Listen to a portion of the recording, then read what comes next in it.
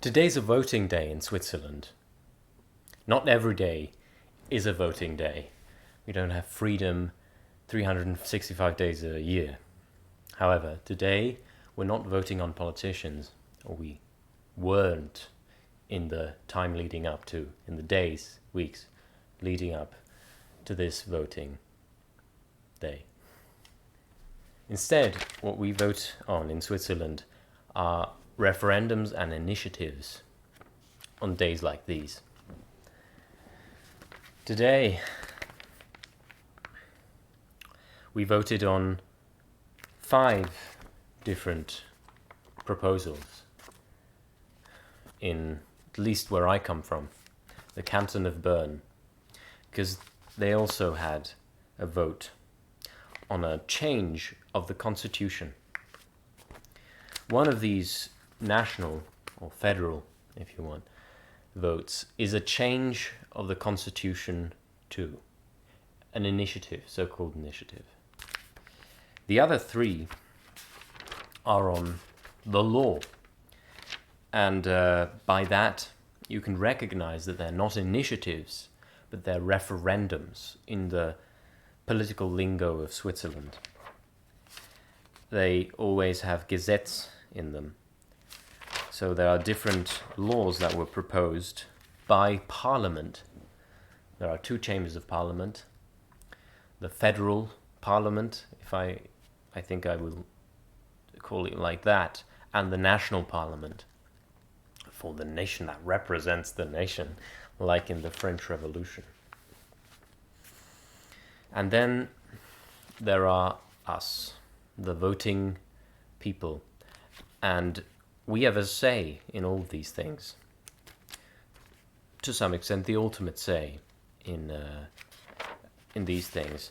And how do we get this say? How do we get a say in politics on that level, on laws proposed by Parliament, on the Constitution as it is written down in the federal Constitution? I think I've got it here. There's a little booklet. Yeah, here, Bundesverfassung, Federal Constitution. And in all of these articles of the Constitution, we can change it at any time. We get a say through our own initiative, so to speak. That's why it was called an initiative. It's by proposing something, proposing a modification to the Constitution, proposing that a certain law shouldn't be implemented, proposing that the whole Constitution should be revised. When an individual proposes such a thing, he or she has to assemble enough legitimacy, so to speak, assemble enough people's signatures in order to propose this seriously, put this in front of the people to vote, in front of the entire nation, so to speak.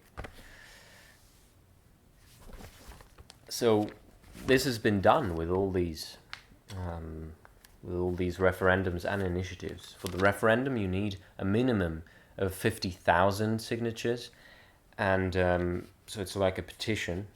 In today's day and age, you send it around per WhatsApp. You send it around per. You go in the streets and ask people, can you sign this? And for the initiative, it's 100,000. The time frames are different as well. You have to have that many signatures within a certain span of time. For the initiative, it's 3.5 years, so it's 18 months. And for the referendum, it's 100 days. Because that limits the attention that is put to a certain law at a particular time. And today's voting is pretty significant for someone like me, for a vegan like me. Especially the initiative called, in German, Massentierhaltungsinitiative. It is the initiative to abolish factory farming. The way this is built, these little booklets, is that you get first a short summary of what it's about. And the Federal Council, the executive, the 7 people governing Switzerland from different parties. Right now I think it's 4 parties, not quite sure, or 5. Those get to tell you what they think about this initiative, their important opinion about what you should vote on. It's as if the president told you which person should become president, almost. Not really, because these are subjects, these are single subject matters, single laws. Well, with laws it can be a bit of a combined package, but with initiatives you have to propose a single thing. Otherwise, it's a total revision. And in that case, it's a revision being made on a multitude of things in the Constitution. The whole Constitution is getting revised, but that doesn't really happen normally. It's not a popular procedure to propose. What usually gets proposed is just the partial revision, Teilrevision. So, also the committee, the individual that proposed it usually in the context, or in a group of people, in a committee of people that want to hinder a certain law from being passed, that want to implement a modification to the Constitution. And that committee also gives their opinion on why they wanted to proceed this way, why they want to reject the law or implement this change. But in the middle of the book, we have more detailed descriptions of what the current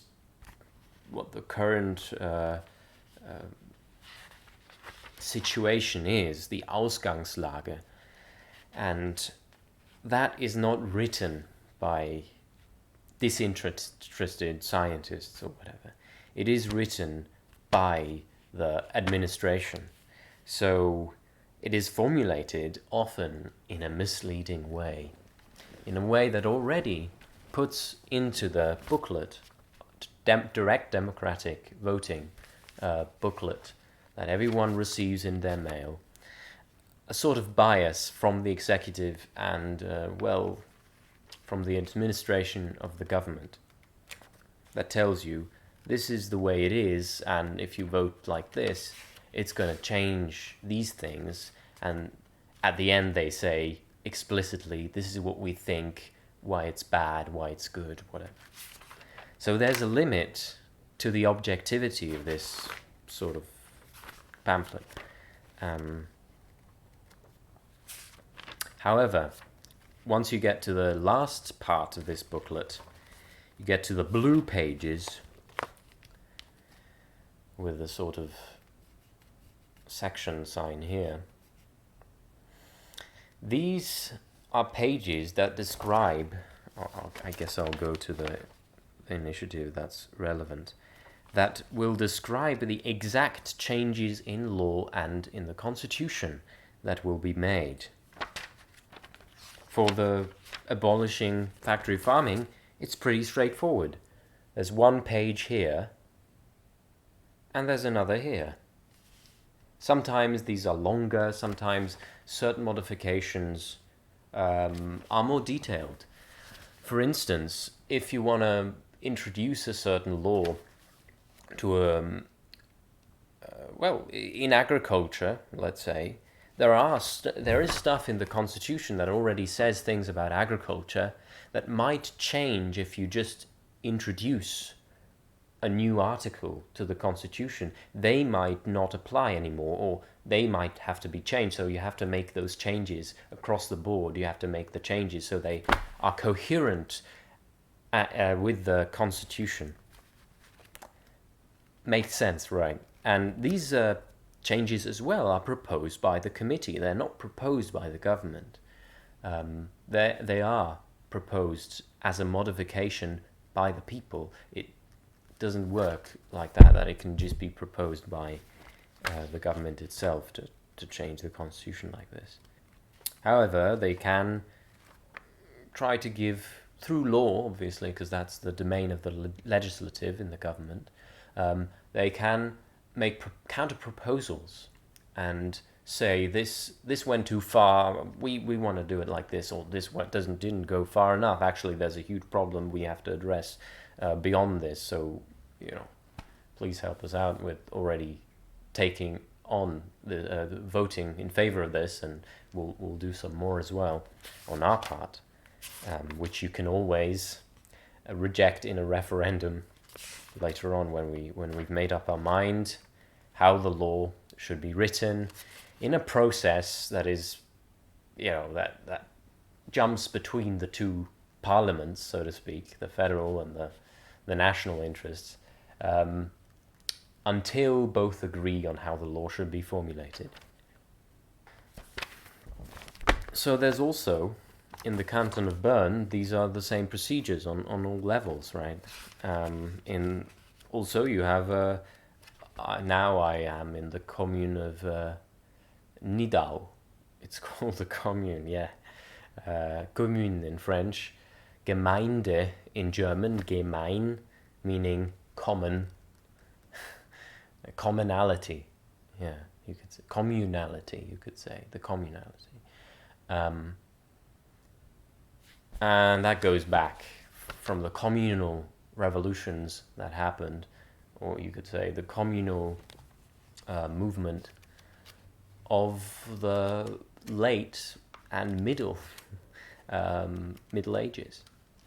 Here, so you can see the importance of what is being voted on. I already mentioned like a really important subject, the abolishment of factory farming in the name of animal dignity. But you also, on the cantonal level, were voting on getting the vote earlier for young people. So getting the vote at 16 instead of 18. The argument being there is already politicization, for instance, in high school gymnasium, which is a prep school for university. On that level of schooling, when you're 16, you already are introduced to all these political things. You're building your opinions on politics. Why wait 2 years and maybe even lose the little interest you've induced by having a few, sparse here and there courses on political subjects? Really much too few and much too late, in my opinion, in the school system. So the point is to reduce, to already have the vote at 16 and be able to have an opinion and express it directly in a vote like this. So all these political rights. It also would align with another aspect of maturity that is considered, and religious freedom, which is really stupid that you only get that at 16 and not earlier, because there are a bunch of cults in Switzerland that would like to indoctrinate people as long as possible so that they can keep them in the fold. But yeah, it would bring it to the same age, I suppose. Yeah. This is kind of a no-brainer in the sense that, well, other cantons already have this. The counter-argument is, well, other cantons that have this don't see a huge change in voting. Well, that's not really the point. The point is that people at a certain age have an opinion, and you can't predict what people or what class of people will vote will vote in an ethical, responsible, pflichtbewusst way. So the others, these laws that were passed and rejected, the other three things we're voting on, they also are really important issues. It's about financing pension, the pension fund. In Switzerland, it's pretty complicated, but basically you have three different pension funds. So it's about how it should be financed.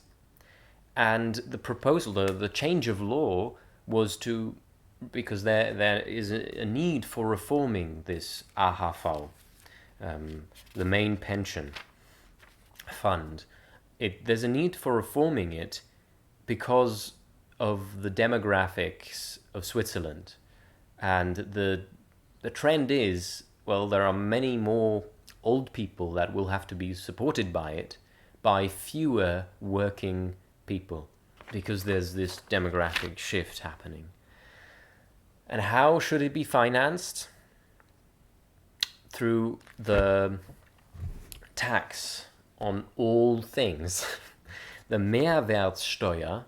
So the current value of the Mehrwertsteuer, the surplus value tax, is 7.7%. So if I buy an apple, if I buy a chair, 7.7% of that value will be taxed. It should be increased to 8.1% for everything. So everything will get more expensive, even if slightly, in order to fund the pensions of everyone. The second one is also about the pension fund. I won't explain it in detail. And the third one is about another tax. It's about things that directly impact my life and everyone's life in Switzerland. Even if you are not Swiss yourself, you will be impacted by these decisions. If you come here as a tourist, you will have to buy things with a higher tax because of our decisions.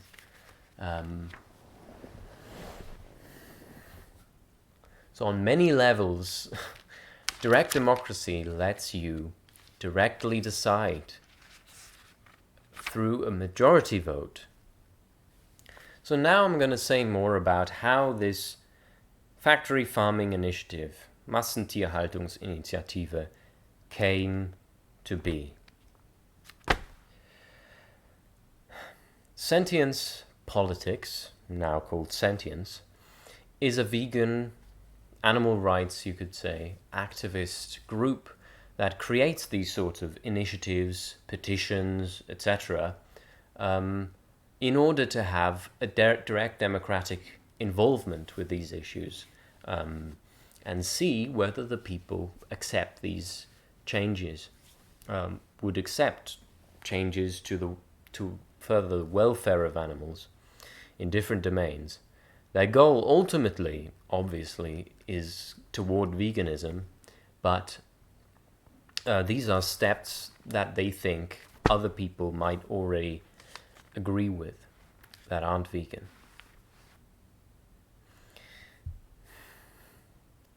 There is no other aspect to this group.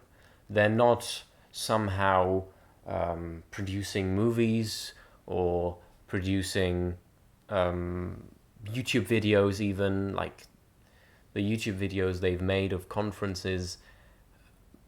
I don't know how many views they have, but they have less than my videos. So this kind of thing, they're working a bit together with other organizations in order. Obviously, you have to get together enough signatures for something like that. There are other vegan organizations in Switzerland. One is the Vegan Society of Switzerland, called Vegane Gesellschaft Schweiz. It's an exclusively Germanophone organization. And their way of doing things is not political. So because I'm a member of it at the moment, I got this card Yeah. And their approach has nothing to do with politics. Their approach is to promote vegan products. It really boils down to that. And not even vegan products in all different things. Vegan food. And what kind of vegan food? Well, are they promoting... here on this card you have an avocado, you have kale, or whatever that is. Grootstille, it's not really kale. You have a broccoli, you have bananas. Are they promoting these kinds of vegan foods? Well, not really. So what they're doing is financing projects or working together with companies, or inducing companies, kind of pressuring in a way, pressuring in a positive way, as they would like to think, asking these companies, why don't you have this or this product as a vegan option? I think this vegan constituency, there's a vegan constituency in the market that would buy this product and would like it.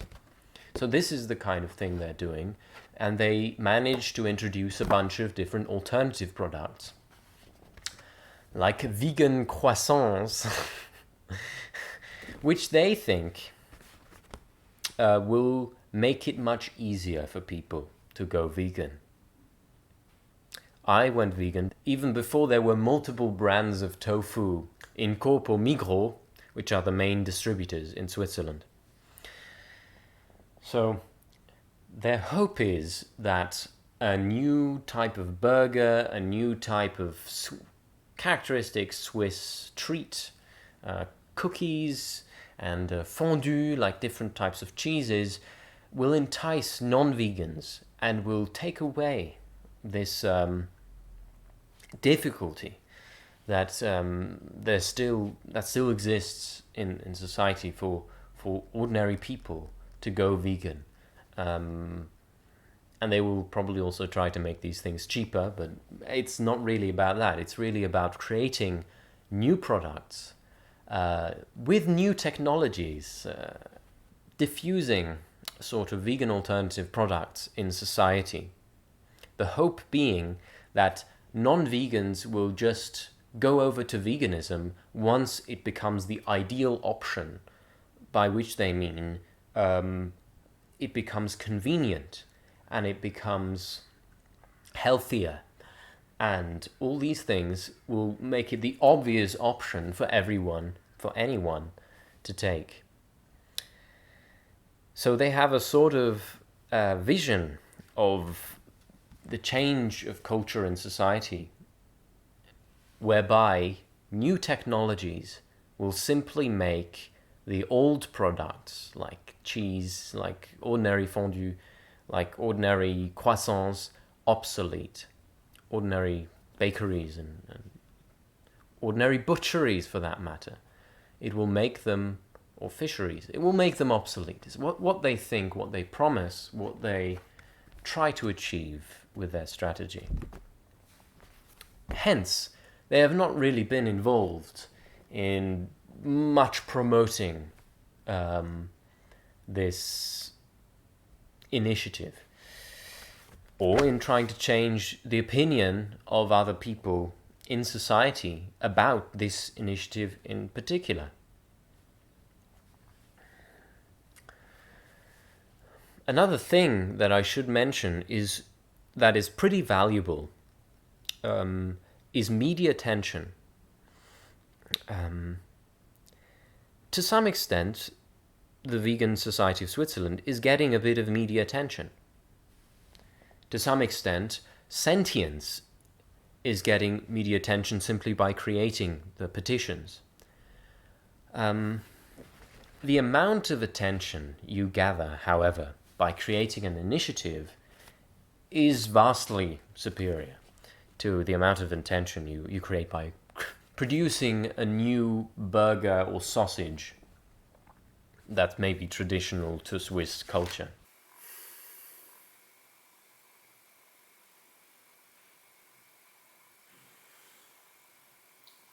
Take a look at this. Take a long, hard look at this. Do we need more vegan croissant? Do we need more vegan alternatives? Do we need more tofu in the shops in order to get enough people to realize that they could just eat tofu instead?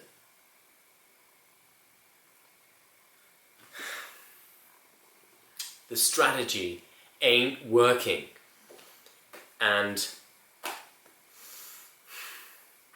I hope this is a lesson to us vegan activists. I hope this is a lesson to us vegan organizations, because this shows that Swiss people aren't even willing to abandon factory farming. I mean, only in the cities you'll be able to see. This map is interesting in this sense that you can zoom in, you can go into the cities and check out where, in particular regions, people have voted in favour. So you can see on the level of the city, big cities like Basel, they voted in favour. Right in the city, in Zurich, they're voting in favour. In Lucerne city again.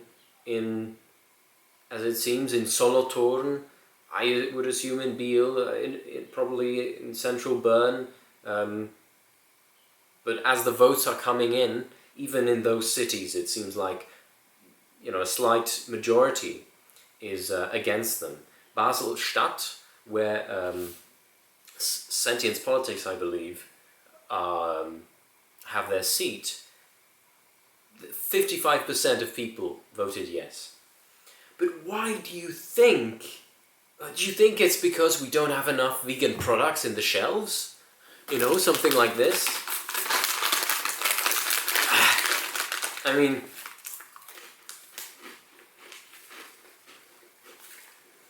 it's working for me. It's not working for the animals, okay? There's a difference.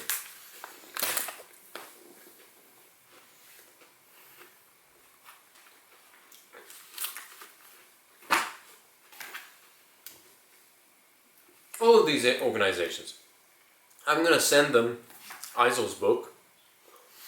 I hope some of them are open to learn from it. The lesson that you can popularize the law, but you cannot popularize justice. For 20 years, vegans thought that by increasing awareness of injustice, they would increase the popularity of their peculiar notion of justice to counteract it. There's another passage in here I'd like to read later. It really addresses so well the problem of this organization in particular. This is not how we change a culture. The vote has shown that Swiss people are not even willing to abandon factory farming in their culture. They're not willing to do that. Why do you think suddenly all of them are going to convert to veganism just because you have a new version of, a mutant vegan croissant or whatever? It's not going to happen unless we actually make it. We create the change. We create the culture. We prepare for this to happen sometime in the future, not today. Oliver Cromwell imagined he had changed the moral and religious systems of the English-speaking world forever. But whatever difference he made would disappear soon after he died, and we, the vegans of the 21st century, imagine the ethical system we're advancing has so much more permanence to it when we neither have an army nor a revolution behind us, as Cromwell did before. Despite all the pounding of drums and ringing of alarm bells, the fundamental vegan Weltanschauung is even more passive than it is childlike. The role of the activist is merely to pout and complain while waiting for the magic of the free market to transform the evil world of animal exploitation into a utopia of animal liberation. As if, unlike the abolition of slavery, unlike the struggle to get women the right to vote, etc., this could all be done at a profit, and without the activists actually engaging in any acts of daring or self-sacrifice. Nobody has to live in a cave, nobody has to build a fortress in the jungle, and nobody has to lead a revolution. In the same way that the electric light bulb extinguished all the candles in the Western world without one moral argument, snuffing out another, without any political struggle whatsoever, the belief in the technological superiority of veganism entails a totally passive role for the believers. From this entrepreneurial perspective, even the vegans who engage in terrorism, lighting furriers on fire, for example, are doing little more than guerrilla marketing for a cause that sells itself, with or without their attempts at promotion. This passivity runs so deep, and the perspective is so prevalent, that even those who support terrorism talk about it as a kind of sideshow, while the true progress of the movement unfolds without anyone doing anything at all. The model neither relies on heroism nor activism, nor does it revile the terrorists as villains, I might add. There is no concern that bad leaders will discredit us, nor that bad followers will make us all seem like mass murderers. There is no concern that our philosophies make us seem like madmen, and no concern that our health advice is grossly unscientific and dishonest, relying on exaggeration, concealment, and sleight of hand. We imagine our cause could not possibly become the subject of derision and distrust for these eminently reasonable reasons, simply because we pretend that veganism represents the next step in a historical process that does not exist anywhere outside of our own heads. It is just as unreal as science fiction, and just as laughable as religious prophecy from the perspective of an unbeliever. The technological conceit is crucial to this idiocy, even amongst those who have never articulated the futurity of veganism in these terms. Just as the superiority of the light bulb over the candle could not possibly be diminished by the idiocy of its enthusiastic early adopters, we regard our own cause as impossible to defile, our own credibility as impossible to lose, no matter how many times our leaders drag the name of veganism through the mud. Although the free market has never been able to eliminate cigarettes, alcohol, or heroin, we are now supposed to believe that meat and cheese will disappear from the earth simply because a better alternative is being offered for sale. A few shelves down the aisle, mere competition without coercion will bring about the change they dream, as if there had not been better alternatives to cigarettes, alcohol, and heroin all along, but only better from the perspective of someone who isn't addicted to them. As if circumcision could be abolished simply because a better alternative is being offered by conversion to some other religion. As if monogamy could be abolished because a better alternative is offered by Islam, albeit with the minor inconvenience of requiring circumcision. In every case, we avoid recognizing that better is a subjective judgment, with each and every judgment entailing a tragedy.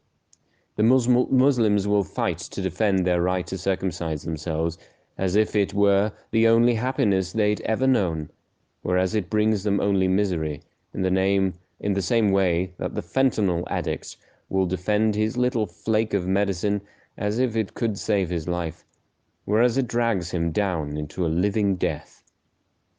The whole fantasy relies on an irrelevant notion of progress. A vegan croissant is not technologically superior to a croissant made with butter. One will not make the other obsolete, as the light bulb did the candle. The difference is, instead, like a wedding planner suggesting a Protestant venue rather than a Catholic one. The distinction is morally important to an insider, but invisible to an outsider, and utterly unreal to an unbeliever.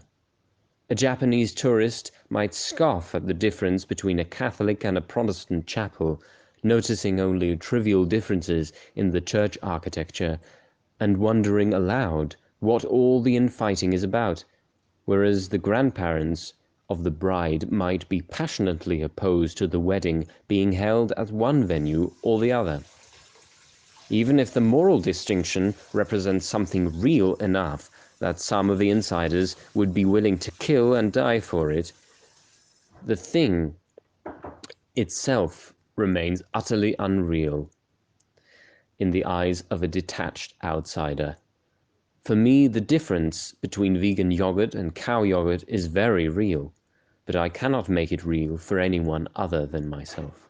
And I have endured the company of a few scoffing Japanese tourists who cannot understand what all the infighting is about.